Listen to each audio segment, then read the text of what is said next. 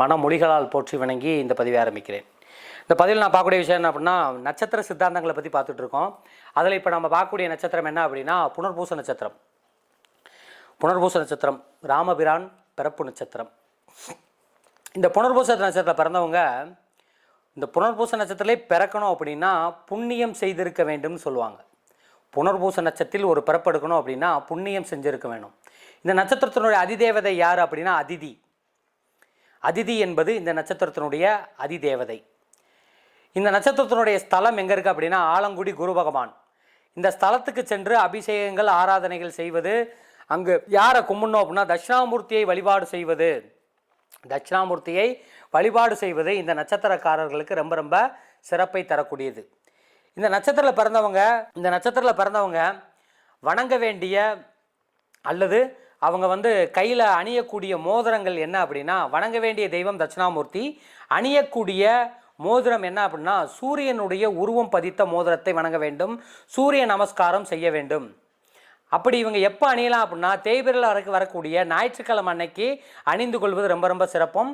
இந்த மோதிரத்தை அணியும் போது அவங்க ஆதித்ய கிருதயம் பாடலை சொல்லி அணிவது ரொம்ப நற்பலனை குடிக்கும். எது இந்த ஆதித்ய கிருதய பாடல்கள் அப்படின்னா, இந்த ஆதித்ய கிரதயத்துக்கே நிறைய வரலாறு இருக்குதுங்க. அதாவது ராவணனை வதம் செய்வதற்கு ராமன் அவர் அகத்திய பெருமானுக்கிட்ட ஒரு மந்திர உபதேசம் பெற்று ஒரு வழிபாட்டு முறையை கடைபிடித்தார் அப்படின்னா அந்த வழிபாட்டு முறை என்னது அப்படின்னா ஆதித்ய கிருதயம். ஏன்னா ராமர் பிறந்த வம்சம் பார்த்தீங்கன்னா சூரிய வம்சம். ராமருடைய வம்சம் சூரிய வம்சம். அப்படி அந்த சூரிய வம்சத்தில் பிறந்தவர் அவருக்கு ராவணனை அழிக்கணும் அப்படின்னா அந்த பவர் வேணும் அப்படின்றக்காக அவர் அகத்திய பெருமான் அவருக்கு வழிவிட்ட அகத்திய பெருமான் அவருக்கு உபதேசம் செய்த மந்திரம் என்ன அப்படின்னா ஆதித்ய கிருதயம். புனர்பூச நட்சத்திரக்காரங்கள் காலையில் இந்த ஆதித்ய கிருதயத்தை சொல்லுவது ரொம்ப ரொம்ப சிறப்பு. அந்த ஆதித்ய கிருதயம் என்ன அப்படின்னா 1000 கரங்கள் நீட்டி அணைக்கின்ற தாயை போற்றி, அருள் பொங்கும் முகத்தை காட்டி இருள் நீக்கும் தந்தாய் போற்றி, தாயினும் பரிந்துரை சால சகலரை அணைப்பாய் போற்றி, தலைக்கும் ஓர் உயிர்களுக்கெல்லாம் துணைக்கரம் அளிப்பாய் போற்றி, ஞாயிறு நலமே போற்றி, நாயகன் வடிவே போற்றி. இந்த மந்திரத்தை, இந்த ஆதித்ய கிருத மந்திரத்தை இதை நான் இன்னொரு முறை முழுவதுமாக சொல்கிறேன். நல்லா ஆரம்பத்திலிருந்து நல்லா முழுவதுமாக நல்லா நிலைநிறுத்தி கேளுங்க. 1000 கரங்கள் நீற்றி அணைக்கின்ற தாயை போற்றி, அருள் பொங்கும் முகத்தை காட்டி இருள் நீக்கம் தந்தாய் போற்றி, தாயினும் பரிந்த சால சகரை அணைப்பாய் போற்றி, தலைக்கும் ஓர் உயிர்க்கெல்லாம் துணைக்கரம் அளிப்பாய் போற்றி, ஞாயிறு நலமே போற்றி, நாயகன் வடிவே போற்றி, நானிலம் உனை நான் மட்டும் போற்றுவேன் போற்றி போற்றி. இந்த பாடல் ஆதித்ய கிருதயம். இந்த பாடலை புனர்பூச நட்சத்திரக்காரங்கள் தினமும் சூரிய நமஸ்காரம் செஞ்சு அவங்க வழிபாடு செய்வது ரொம்ப ரொம்ப உத்தமத்தை தரும். அதுவும் வியாழக்கிழமை அன்னைக்கு காலையில் 6 மணிலேருந்து 7 மணிக்குள்ளே குளித்து முடித்து இவங்க இந்த மந்திரத்தை சொல்ல ஆரம்பிச்சு. ஏன்னா வியாழக்கிழமைங்கிறது குருவனுடைய நாள், புனர்பூச நட்சத்திரம் என்பது குருவனுடைய நட்சத்திரம். இந்த நட்சத்திர நாளில் இந்த டைமில் நீங்கள் ஆரம்பிச்சிங்க அப்படின்னா உங்களுக்கு மிகுந்த சிறந்த ஒரு நற்பலனை உங்களுக்கு கொடுக்கும். புனர்பூச நட்சத்திரத்தில் பிறந்தவங்க ருத்ராட்சம் பார்த்தீங்கன்னா 5 முகம் கொண்ட ருத்ராட்சம் அணிய வேண்டும். இவங்க அணியக்கூடிய கல் என்னன்னா புஷ்பராக கல். அணியக்கூடிய கல் புஷ்பராக கல். மிதுன ராசியில் 1, 2, 3 பாதம் இருக்கும் புனர்பூசம். கடகராசிக்கு பார்த்தீங்கன்னா 4ஆம் பாதம் மட்டும் இருக்கும். அதனுடைய அதிபதி, மிதுனத்துக்கு அதிபதி யார் அப்படின்னா புத பகவான், கடகத்துக்கு அதிபதி சந்திர பகவான். முக்கியமான காரணத்துக்காக இவங்க வெளியே கிளம்பும்போதும் அணிய வேண்டிய உடை என்ன அப்படின்னா பச்சை நிறம் கொண்ட உடை அணியலாம், வெண்மை நிறம் கலந்த உடை அணியலாம். இவங்களுக்கு அதிர்ஷ்டத்தை தரும். இந்த நட்சத்திரத்தினுடைய மரம் என்ன அப்படின்னா புனர்பூச நட்சத்திரத்தினுடைய மரம்ங்கிறது மூங்கில் மரம். இதனுடைய பச்சி அன்னபச்சி. இந்த நட்சத்திரத்தில் பிறந்தவங்களுக்கு என்னென்ன மாதிரியான பெயர்கள் வச்சுருப்பாங்க அப்படின்னா ஆண் குழந்தைகளாக இருந்தால் இவங்களுக்கு பார்த்தீங்கன்னா கோபாலன், கோவிந்தன், கோதண்டன், ராமன், கோவலன், கேசவன், ஹரிதாஸ், ஹரிகரன், ஹரிகிருஷ்ணன், ஹனுமந்தன், ஹிருதயராஜன், ஹரிஷ். அதாவது கோ கோ ஹே அப்படிங்கிற பேர்களில் எழுத்து வர்ற மாதிரி இருக்கும். பெண்களாக இருந்தால் அதே மாதிரி தான் கோகிலா, கோகிலவாணி, கோமலா, ஹம்சவேணி, கோமதி, கோதை, ஹீரா, ஹரிப்பிரியா, ஹம்சப்பிரியா இப்படிங்கிற பேர் வந்து அதிகமாக இவங்களுக்கு அந்த நாம எழுத்துக்களில் பெயர் வைப்பது ரொம்ப சிறப்பு. புனர்பூச நட்சத்திரக்காரில் பிறந்தவங்க வழிபடக்கூடிய பரிகார ஸ்தலம் ஒன்றே ஒன்று ஆலங்குடியில் இருக்கக்கூடிய குரு பகவான். குரு பகவான் அந்த அந்த இதில் போய் வழிபடலாம். அது மட்டும் இல்லாமல் கும்பகோணத்திலிருந்து நீடாமங்கலம் போகக்கூடிய இடத்துல இருக்கக்கூடிய குருஸ்தலம் கும்பகோணத்திலிருந்து ஒரு 17 கிலோமீட்டர் தொலைவில் விஸ்வாமித்திரர் வந்து வழிபட்ட தலம். ஆழகால விஷமுண்ட ஸ்தலமானதால் இது வந்து ஆலங்குடி ஸ்தலம்னு சொல்லுவாங்க. ஆழகால விஷமுண்ட அந்த நிகழ்வை நடைமுறைப்படுத்துவதற்காக அந்த நிகழ்வை வந்து நமக்கு சொல்வதற்காக செய்யக்கூடியது. இந்த தலத்தில் எழுந்து அருள் பாலிக்கக்கூடியவர் யார் அப்படின்னா ஆபத் சகாயேஸ்வரர்னு சொல்லுவாங்க. ஆபத் சகாயேஸ்வரர். அந்த அம்பாளை வந்து பார்த்தீங்கன்னா அம்பாளை வந்து ஏலவார் குலவி, ஸ்ரீ ஏலவார் குலவி அப்படிங்கிறது அம்பாளுடைய பேர், ஏலவார் குழலி அப்படின்னு. இங்கே அமைஞ்சுள்ள தீர்த்தம் என்ன அப்படின்னா புஷ்கரணி தீர்த்தம், அமிர்த புஷ்கரணின்னு சொல்லுவாங்க. ஸ்தல தீர்த்தம் ரொம்ப ரொம்ப முக்கியங்க. இங்கே ஸ்தல விருட்சம், இந்த ஸ்தல விருட்சங்கிறது நான் எப்பயுமே சொல்லுவேன், அந்த ஸ்தல விருட்சத்தை நீங்கள் கொண்டு வந்து அதை நீங்கள் புனர்பூச நட்சத்திரக்காலமாக இருந்தால் வீட்டில் வச்சு அந்த விருட்சத்தை நீங்கள் தினமும் வழிபாடு செஞ்சீங்கன்னா ரொம்ப ரொம்ப சிறப்பு. திருஞான சம்பந்தர் வந்து பாடல் பெற்ற ஸ்தலம் தான் இந்த ஆலங்குடி ஸ்தலம். இந்த விருட்சத்தை வந்து பூலமரம்னு சொல்லுவாங்க. இங்கே இருக்கக்கூடிய விருட்சஸ்தலம் வந்து பூலமரம்னு சொல்லுவாங்க. இது எங்கே இருக்குது அப்படின்னா கும்பகோணம் ஆலங்குடி பக்கத்தில் கும்பகோணத்தில் வந்து ஆபத் சகாயேஸ்வரர் அப்படிங்கிற கோயில். அதாவது வில் போன்ற வடிவமைப்பில் 5 நட்சத்திரங்களை கொண்டது. 5 நட்சத்திரம் கொண்டது தான் புனர்பூசம். இதுக்கு வந்து பார்த்திங்கன்னா அதிதி என்ற பெண் உருவம் சொன்னது, அதாவது புனர்வசு தேவின்னு சொல்லுவாங்க. அந்த நட்சத்திரத்தினுடைய இந்த புனர்பூச நட்சத்திரத்தின் அதிதேவதை வந்து பார்த்தீங்க அப்படின்னா நம்ம சொல்லக்கூடிய அதிதி ஸ்ரீராமர் பிறந்த திருநட்சத்திரம். ஆல்ரெடி சொன்ன மாதிரி ஸ்ரீராமருடைய திருநட்சத்திரம் இந்த புனர்பூசம். ராமர் வந்து பார்த்தீங்க அப்படின்னா மூங்கிலால் அமைந்த பிரசித்தி பெற்ற வில்லத்தான் அவர் எப்பயுமே கையில் வச்சிருப்பார். ஆகவே புனர்பூச நட்சத்திரத்தினுடைய விருட்சம் என்ன? மூங்கில் நட்சத்திரம் தான். மூங்கில் நட்சத்திரம் ரொம்ப ரொம்ப விசேஷமானது. மூங்கில் நட்சத்திரத்தில் தலைவிருட்சமாக கொண்ட அனைத்து கோயில்கள்லையுமே புனர்பூச நட்சத்திரக்காரர்கள் பரிகாரம் செய்யலாம். அதுக்கப்புறம் அதுக்கு இன்னொரு கோயில் என்ன அப்படின்னா கும்பகோணத்து பக்கத்தில் நண்டாங்கோயில் அப்படிங்கிற ஒரு இடம் இருக்குது. புனர்பூச கும்பகோணம் பக்கத்தில் நண்டாங்கோயில். அந்த நண்டாங்கோயில் ஆலயத்தில் போய் வழிபாடு பண்ணுறது ரொம்ப சிறப்பம். கடலூர் மாவட்டத்தில் வந்து திருவேட்கடம்னு இருக்குது. திருவேட்கடம் என்ற ஸ்தலமும் இந்த புனர்பூச நட்சத்திரக்காரர்கள் தரிசிக்க வேண்டிய ஸ்தலம். சிதம்பரத்துக்கு கிழக்கே ஒரு 3 கிலோமீட்டர் போனீங்க அப்படின்னா நாகை மாவட்டம், மயிலாடுதுறைக்கு வடக்கே வந்து சீர்காழி, விழுப்புரம் மாவட்டம் திருக்கோயிலுக்கு தென்கிழக்க ஒரு 20 கிலோமீட்டரில் திருவெண்ணெய்நல்லூர். என்ன ஊர்னா திருவெண்ணெய்நல்லூர். அங்கே வந்து பார்த்தீங்கன்னா ஸ்ரீ கிருபாயீஸ்வரர் ஆலயம். அங்கே அதுவும் பார்த்தீங்கன்னா மூங்கிலை வந்து ஸ்தலமாக கொண்டு திகழக்கூடிய ஒரு அற்புதமான பரிகார ஸ்தலம். அதை அடுத்து பார்த்தீங்க அப்படின்னா திருநெல்வேலியில் இருக்கக்கூடிய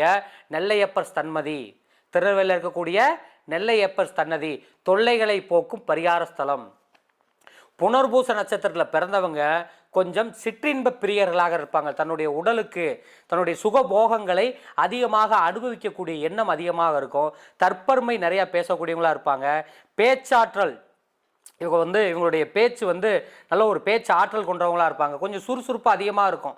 பிறரை எப்படியாவது பார்த்து மற்றவங்களை அட்ராக்டிங் செய்யக்கூடிய அந்த ஆகர்ஷணம் செய்யக்கூடியது அப்படிங்கிறது இந்த நட்சத்திரத்துக்கு ரொம்ப ரொம்ப ஆர்வம் அதிகமாக இருக்கும். அப்போ நாம் ஒருத்தர் ஆகர்ஷணம் பண்ணனால எந்த நட்சத்திரத்தில் பண்ணலாம் அப்படின்னா புனர்பூச நட்சத்திரத்தில் ஆகர்ஷண வேலைகளை செய்வது ரொம்ப ரொம்ப சிறப்பு. அடுத்தவர்களை தன் பக்கம் கவர்ந்தெழுக்கும் வசியத்தன்மை அப்படிங்கிறது இருக்கக்கூடிய தன்மை வந்து இவங்களுக்கு இருக்கும்.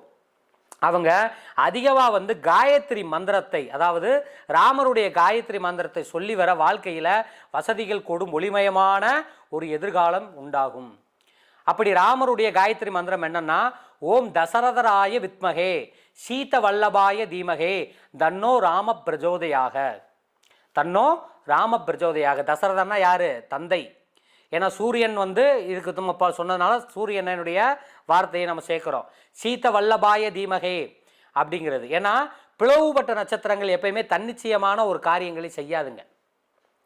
பெரும்பாலும் பார்த்தீங்க அப்படின்னா, பெரும்பாலும் இல்லை, எல்லா நட்சத்திரமுமே குருவினுடைய நட்சத்திரம் அத்தனை நட்சத்திரமே பிளவுபட்ட நட்சத்திரமாக இருக்கும். இது வந்து புனர்பூசமாக இருக்கலாம், விசாகமாக இருக்கலாம், பூரட்டாதியாக இருக்கலாம். இது எல்லாமே பிளவுபட்ட நட்சத்திரங்களாக இருக்கும். திரும்பவும் சொல்கிறேன், ஓம் தசரதாய வித்மகே சீத வல்லபாய தீமகே தன்னோ ராம பிரஜோதையாக. இந்த மந்திரத்தை நீங்கள் சொல்லி ராமருடைய காயத்ரி மந்திரத்தை சொல்வது இந்த நட்சத்திரக்காரர்களுக்கு விசேஷம். புனர்பூர நட்சத்திரக்காரர்கள் தோஷம் நீங்குவதற்கும், நல்ல ஒரு படிப்பு படிக்கணும் அப்படின்னாலும், திக்குவாய்த்தன்மை இருக்கிறவங்க இவங்க எல்லாருமே பார்த்தீங்கன்னா வாணியம்பாடியில் இருக்கக்கூடிய அருள்மிகு அதிதிதீஸ்வரர்னு சொல்லுவாங்க. அதிதீஸ்வரர், ஏன்னா அதிதி அப்படிங்கிறது இந்த நட்சத்திரத்தினுடைய அதிதேவதை. அப்போ அதிதிதீஸ்வரருடைய கோயிலை வழிபாடு செய்வதும், புனர்பூர நட்சத்திரக்காரர்கள் பிறந்தவர்களுக்கு எத்தனையோ பரிகார ஸ்தலங்கள் தமிழ்நாட்டில் இருக்குது. ஆனால் முக்கியமான ஸ்தலங்கிறது இந்த அதிதிதீஸ்வரர். இங்கே அம்பாள் வந்து யார் அப்படின்னா பெரிய நாயகியும் பிரகன் நாயகியும். பெரிய நாயகி பிரகன் நாயகி. இங்கே வந்து ஸ்தல விருட்சம் பார்த்தீங்கன்னா ஒரு வில்வமரம், அகண்ட வில்வமரமாக இருக்கும். தீர்த்தம் வந்து சிவதீர்த்தம். இதுக்கு வந்து புராண பேர் வந்து வாணியம்பை பாடின்னு சொல்லுவாங்க. அது இப்போ வாணியம்பாடி வேலூர் மாவட்டத்தில் இருக்கக்கூடியது. இந்த ஸ்தலத்தினுடைய சிறப்பு என்னன்னு பார்த்தீங்கன்னா, இங்குள்ள தட்சிணாமூர்த்தி மான் மழுவேந்தி யோகப்பட்டை சின்மத்துறையுடன் நந்தியின் மீது அமர்ந்திருக்கக்கூடிய ஒரு கண்கொள்ளா காட்சியாக இருக்கும். இங்கே திருவிழான்னு நம்ம பார்த்தோம் அப்படின்னா சித்திரை மாதம் பிரம்மோற்சவம் நடக்கும். மகா சிவராத்திரி அன்னைக்கு நல்ல ஒரு விசேஷம் நடக்கும். திருவாதிரை அன்னைக்கு நல்ல ஒரு விசேஷம் நடக்கும். காலை 6 மணி முதல் 10 மணி வரைக்கும், சாயந்தரம் 5 மணி முதல் 7:30 வரைக்கும் இந்த ஆலயம் திறந்திருக்கும். இந்த ஆலயம் வந்து அதிதீஸ்வரர் ஆலயம் வாணியம்பாடியில் வேலூர் மாவட்டத்தில் இருக்கக்கூடிய ஆலயம். இந்த நட்சத்திரத்துக்காரங்களுடைய ஒரு பொதுவான குணமே என்ன அப்படின்னா, கல்வியில் ரொம்ப ஊக்கம் கொண்டவர்களாக இருப்பாங்க, பேச்சுத்திறமை கொண்டவர்களாக இருக்காங்க, பிறரை அறிந்து கொள்ளும் ஆற்றல், கிரகிக்கக்கூடிய தன்மை, ஒருத்தர் இப்படித்தான் அப்படிங்கிற அனலைஸ் பண்ணக்கூடிய தன்மை இவங்ககிட்ட அதிகமாக இருக்கும். நான் சொல்லக்கூடிய இந்த கோயில் பார்த்தீங்க அப்படின்னா பல்லவ பேரரசால் கட்டப்பட்டது. 3 நிலை 3 நிலை மேற்கு ராஜகோபுரமும், 5 நிலையில் வந்து பார்த்தீங்கன்னா கிழக்கு ராஜகோபுரமும், சிவன் வந்து மேற்கு நோக்கியும் சரஸ்வதி கிழக்கு நோக்கியும் இருப்பது இந்த கோயிலினுடைய தனி சிறப்பு. நீங்கள் நேர்த்திக்கடன் போய் அங்கே செய்யணும், நாம் ஒரு வழிபாடு செய்யணும்னு நினச்சிங்க அப்படின்னா பால், தேன், நதிநீர் இவற்றை கொண்டு சிவனை நீங்கள் அபிஷேகம் பண்ணுவது ரொம்ப சிறப்பு. மேற்கு நோக்கி இருக்கக்கூடிய இந்த கோயிலை வழிபட்டா 1000 கிழக்கு நோக்கிய கோயிலை வழிபட்டதுக்கு சமம்னு சொல்கிறாங்க. வழிபட்ட பலன் இதுக்கு கிடைக்கும் அப்படிங்கிறது ஐதீகம். அம்பாள் பெரிய நாயை தெற்கு நோக்கி இருக்கக்கூடிய அருள்பாலிக்கிறவளன்னா ராமனுடைய பிறப்பு நட்சத்திரம் புனர்பூசம் என்பது குறிப்பிடத்தக்கது. அதனால் இந்த தெற்கு நோக்கி இருக்கக்கூடிய அருள்பாலிக்கக்கூடிய அந்த பெரிய நாயை வணங்குவது உங்களுக்கு ரொம்ப சிறப்பு. அது மட்டும் இல்லாமல் நம்ம அதிதின்னு சொல்கிறோம் பார்த்தீங்களா, அதிதினா யார்? காட்சிய முனிவருடைய தர்மபத்தினி தான் அதிதி. இவங்க வந்து புனர்பூச நட்சத்திரம் தோறும் இல்லத்தில் விரதம் இருந்து தேவர்களை பெற்றாள்ங்கிறது தான் புராணம் நமக்கு சொல்லக்கூடியது. எனவே தான் புனர்பூச நட்சத்திரத்தில் பிறந்தவங்க தன் வாழ்நாளில் அடிக்கடி தன்னுடைய பிறந்த நாள்லையோ அல்லது நட்சத்திர நாள்லையோ வணங்க வேண்டியது வாணியம்பாடியில் இருக்கக்கூடிய அதிதிதீஸ்வரர் ஆலயம். மாதம் புனர்பூச நட்சத்திரத்தில் மளிகை ஜாமான் வாங்கினீங்கனாலும் உங்களுக்கு எப்பயுமே அந்த மளிகை ஜாமான்லாம் அந்த தானியத்தில் உங்களுக்கு விருத்தி அதிகமாக இருக்கும். ஒரு புதிய வீடு, ஒரு வாடகை வீடு, ஒரு பால் காய்ச்சறது, இது எல்லாமே செய்யக்கூடிய நாள். இந்த நாள் வந்து எப்போ செய்கிறது விசேஷம்? புனர்பூச நட்சத்திரம் செய்கிறது விசேஷம். அது மட்டுமல்லாமல் கலைமகளான ஸ்ரீ வாணி வழிபட்டு அருள்பட்ட ஸ்தலம். குழந்தைகளுக்கு பள்ளி படிப்பு போகணும், படிக்க மாட்டேங்கிற பையன் பள்ளிக்கூடம் சேர்க்க போகிறோம் அப்படின்னா இந்த கோயிலுக்கு போயிட்டு வந்து சேர்த்தீங்க அப்படின்னா ரொம்ப விசேஷமாக படிப்பாங்க. இங்கே இருக்கக்கூடிய வாணியை வழிபட்டு செய்தால் நல்ல மார்க் கிடைக்கும். அதீதமான நம்பிக்கை அவங்க மனசில் வந்து ஏற்பட்டு நம்ம வாழ்க்கையில் முன்னேறணும் அப்படிங்கிற எண்ணத்தை அதிகப்படுத்தும். ஆசிரியர்கள் வந்து ஒரு பாடம் சொல்லி கொடுக்க போகிறாங்க அல்லது ஒரு படிப்பு வந்து படிக்க போகிறாங்க அல்லது ஆசிரியர்கள் வந்து முதல் ஜாயின் பண்ண போகிறாங்கன்னா ஆசிரியர்கள் இந்த தொழிலை துவங்குறதுக்கு முன்னாடி இங்கே இருக்கக்கூடிய வாணியை வழிபட்டு செய்வது ரொம்ப சிறப்பு. ஹோட்டல் தொழில் செய்கிறவர்கள் அடிக்கடி வந்து இந்த அதிதீஸ்வரை வழிபட்டு ஏழைகளுக்கு அன்னதானம் செஞ்சு வந்தாங்க அப்படின்னா அவங்களுடைய தொழில் எந்த விதமான குறைபாடும் இல்லாமல் நீங்கும் என்பது மிக உன்னதமான ஒரு நம்பிக்கை. ஏன்னா அந்த ஸ்தலத்தினுடைய வரலாறுன்னு நம்ம எடுத்துகிட்டோன்னு வைங்களேன், பிரம்மா சரஸ்வதியுடன் உலக உயிர்களை படைக்கிறதுல நான் தான் பெரியவன் எனவே தான் பிரம்மா விஷ்ணு சிவன் என பெயரை முதலில் கூறுவார்கள். இதை கேட்டு கலைமகளுக்கு அதை சொன்ன உடனே சிரிப்பு வந்ததாம். கோபமடைந்த பிரம்மா என்ன பண்ணியிருக்காரு, வாணியை பேசும் சக்தியற்றவளாக மாற்றிட்டார். அதை நினச்சி மனசில் நொந்து நம்மளை ஒரு சக்தி இல்லாத மாற்றிட்டாங்களே அப்படின்னு சொல்லி அந்த வாணி வந்து பூலோகம் வந்து சிருங்கேரி என்ற ஸ்தலத்தில் வந்து தவம் இருந்தாங்க. அந்த வாணியை பிறந்த பிரம்மா வந்து தேவர்களை திருப்திப்படுத்தி யாகம் செய்து அவர்கள் மூலமாக மனைவியை எங்கே இருக்காங்கன்னு கண்டுபிடிக்க முயன்றார். ஆனால் மனைவி இல்லாமல் அவர் செய்த யாகம் எந்த யாகமுமே பலன் கிடைக்காது. அப்படின்னு உடனே தேவர்கள் சொன்னதுனால, எனவே பல திசைகள்லையும் தேடி சிருங்கேரியில் அந்த வாணி தேவியை அவர் கண்டுபிடித்தார். அவரை சமரசம் செய்து அழைத்து வரும்போது சமரசம் செய்து அழைத்து வரும்போது அந்த கரையோரத்தில் வடகரையோரத்தில் அமர்ந்திருக்கக்கூடிய அந்த சிவாலயத்தில் அவங்க தங்கினாங்க. இதனால் மனம் மகிழ்ந்த சிவபெருமானும் பார்வதியும் அந்த வாணிக்கு வந்து அருள் செஞ்சு வாணிக்கு வந்து பேசும் சக்தியை, அதாவது இனிமையாக பேசக்கூடிய அந்த சக்தியை கொடுத்து கலைவாணி பாடிய பாடல், அதாவது கலைவாணி தன்னுடைய வாய் திறந்து பாடிய பாடல் ஸ்தலம் இந்த ஊர். அது பேர் தான், அதனால தான் இந்த பேர் கூற என்ன அப்படின்னா வாணியம்பாடின்னு சொல்கிறாங்க. தட்சிணாமூர்த்தி மான் மழுவேந்தி யோகப்பட்டை சின்முத்திரையினுடன் அமர்ந்த ஸ்தலம் இது. இந்த கோயிலினுடைய இருப்பிடம் நான் ஆல்ரெடி சொன்னேன்.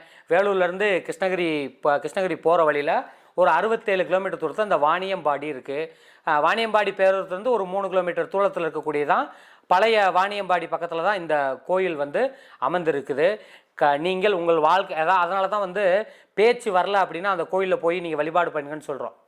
நீங்கள் இப்போ உங்களுக்கு வந்து சரியாக பேச்சு வரல, கணவன் மனைவி பிரிஞ்சிருக்காங்க அப்படின்னா இந்த நட்சத்திர நாளில் இந்த கோயிலுக்கு போய் நீங்கள் வழிபாடு செஞ்சீங்கன்னா நீங்கள் வாழ்க்கையில் சேர்வதற்கும் அல்லது வாழ்க்கையில் உங்களுக்கு உன்னதமான விஷயங்கள் நடப்பதற்கும் இது ரொம்ப ரொம்ப அருமையான சில புனர்பூச நட்சத்திரக்காரர்கள் இந்த கோயில்களுக்கு கண்டிப்பாக போய் வழிபட்டாங்க அப்படின்னா வாழ்க்கையில் சகலவிதமான நிம்மதிகளும் செல்வங்களும் கிடைக்க ஆரம்பிக்கும். நன்றி. மீண்டும் அடுத்த பதிவில் அடுத்த நட்சத்திரத்தில் சந்திக்கலாம்.